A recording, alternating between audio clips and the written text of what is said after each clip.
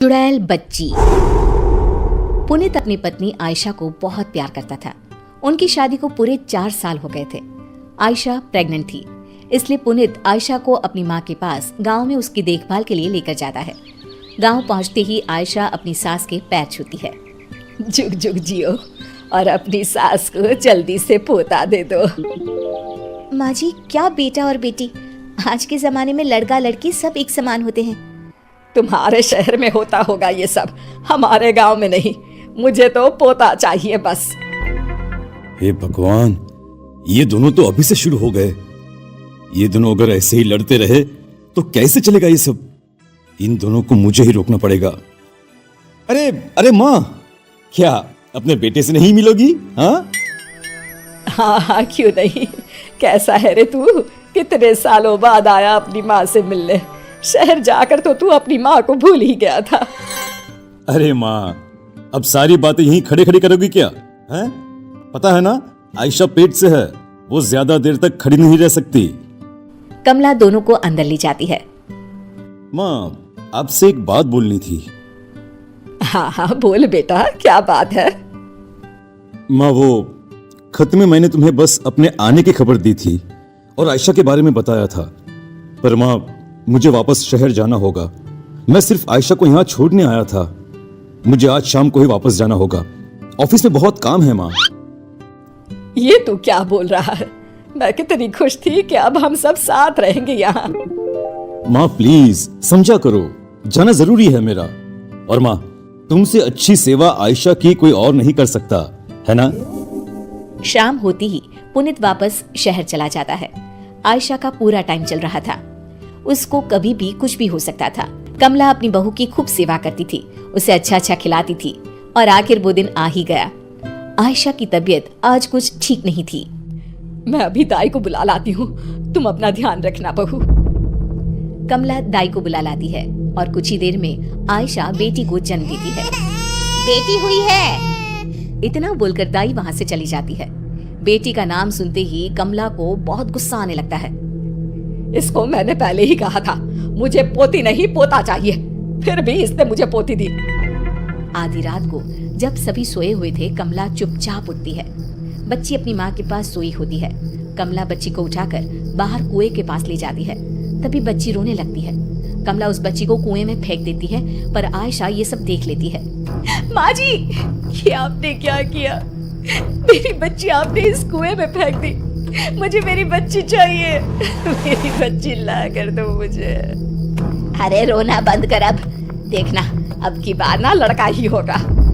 अपनी सास की ये बात सुनते ही आयशा वहीं दम तोड़ देती है। आयशा को मरा देख कमला बहुत डर जाती है, इसलिए उसे चुपचाप ले जाकर घर के पीछे गड्ढा खोदकर उसमें गाड़ देती है। कई साल बाद पुनीत गांव वापस लौटता है, ढेर सारे खिलौने लेकर।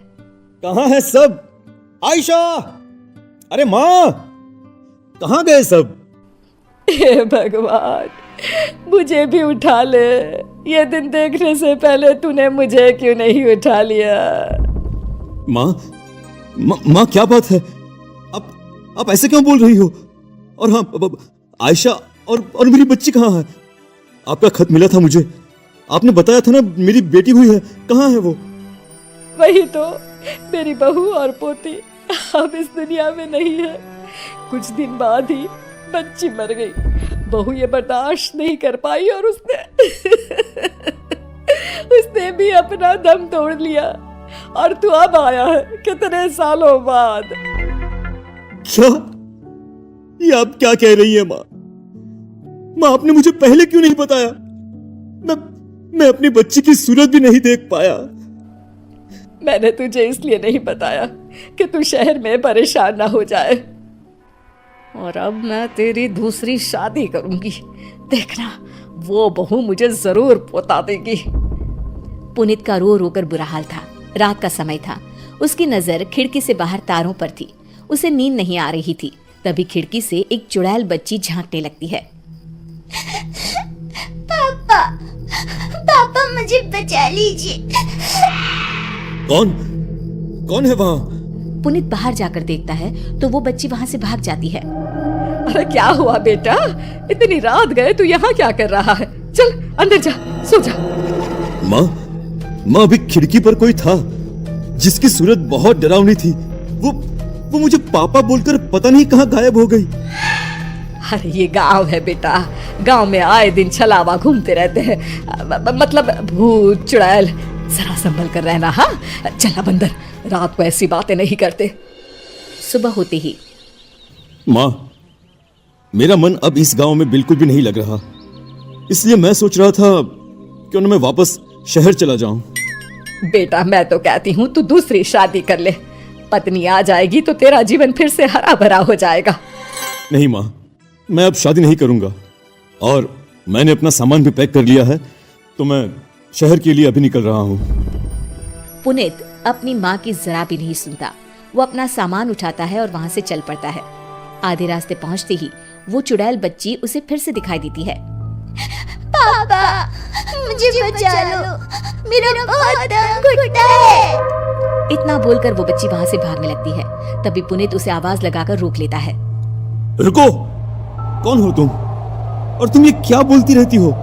मुझे बचा लो, मुझे बचा लो। मुझे बताओ, तुम्हें कोई परेशान करता है क्या? तब उस चुड़ैल बच्ची की आंखें लाल हो जाती है। तुम्हें ठीक से सुनाई नहीं देता क्या? मैंने पापा भी बोला था। ये तो चुड़ैल है, पर ये चुड़ैल बच्ची मुझे पापा क्यों बोल रही है? मैं इसे पूछता हूँ। पुनीत उससे कुछ पूछता, इतने में ही वो बच्ची वहाँ से भाग जाती है। पुनीत उसके पीछे भाग रहा होता है, तभी वो चुड़ैल बच्ची कुएं में जाकर कूद जाती है। रुको! और तभी पीछे से उसकी माँ आके उसे पकड़ लेती है। बेटा तू गया नहीं, और ये तू क्या करने चला था? मैं तुझे नहीं पकड़ती तो अभी इस कुएं के अंदर होता। पुनीत उस चुड़ैल बच्ची के बारे में अपनी माँ को सब कुछ बता देता है। ये सुनकर कमला बहुत डर जाती है, क्योंकि कुछ साल पहले उसी ने अपनी पोती को कुएं में फेंक कर मार डाला था। कुछ नहीं बेटा, मैंने तुझे बताया था ना, इस गांव में बहुत छलावे घूमते रहते हैं। वो छलावा तुझे मारने आया था और कुछ नहीं। वो छलावा नहीं था, उस बच्ची की आंखों में बहुत दर्द था, जैसे जैसे कुछ बताना चाहती हो। मुझे पता करना ही होगा, आखिर वो चुड़ैल बच्ची मुझसे क्या चाहती है, मुझे क्या बताना चाहती है। उस बच्ची से मुझे दोबारा मिलना पड़ेगा। इसके लिए मुझे यहीं रहना होगा, गांव में। अरे इसे ये अचानक से क्या हो गया? अभी तो बड़ी जिद कर रहा था कि मुझे यहाँ नहीं रहना, शहर जाना है। अरे पता नहीं क्या हो जाता है इसे। दोनों वहां से घर वापस चले जाते हैं। आधी रात का समय था। पुनीत गहरी नींद में सोया होता है। तभी उसे किसी के रोने की आवाज सुनाई देती है। वो खिड़की से बाहर झांक कर देखता है तो वही चुड़ैल बच्ची बैठकर रो रही होती है। लगता है यही सही मौका है उस बच्ची से बात करने का। पुनीत उस बच्ची के पास जाता है। पापा मुझे बचा लो, मुझे बहुत घुटन होती है। बेटी, बेटी क्या बात है, मुझे नहीं बताओगी? और तुम मुझे बार बार ये पापा पापा क्यों बोलती रहती हो? क्योंकि आप मेरे पापा हो। ये सुनकर पुनीत चौंक जाता है। क्या? ये तुम क्या बोल रही हो? मेरी तो कोई भी बेटी नहीं थी। पापा शायद आप भूल गए, आपकी एक बेटी थी जिसे पैदा होते ही आपकी माँ यानी मेरी दादी ने मुझे कुएं में जिंदा ही फेंक दिया, क्योंकि उन्हें पोती नहीं चाहिए थी। मुझे कुएं में फेंकते हुए मेरी माँ ने देख लिया और ये देखते ही मेरी माँ ने वही दम तोड़ दिया। किसी को कुछ पता ना चले इसलिए दादी ने चुपचाप घर के पीछे मेरी माँ को गाड़ दिया। बेटी, मेरी बच्ची, मेरी बेटी, आजा आजा मेरे पास। अपने पापा के गले नहीं लगेगी क्या? आ बेटा। वो बच्ची अपने पापा के गले लग जाती है। पीछे से कमला सब देख रही थी।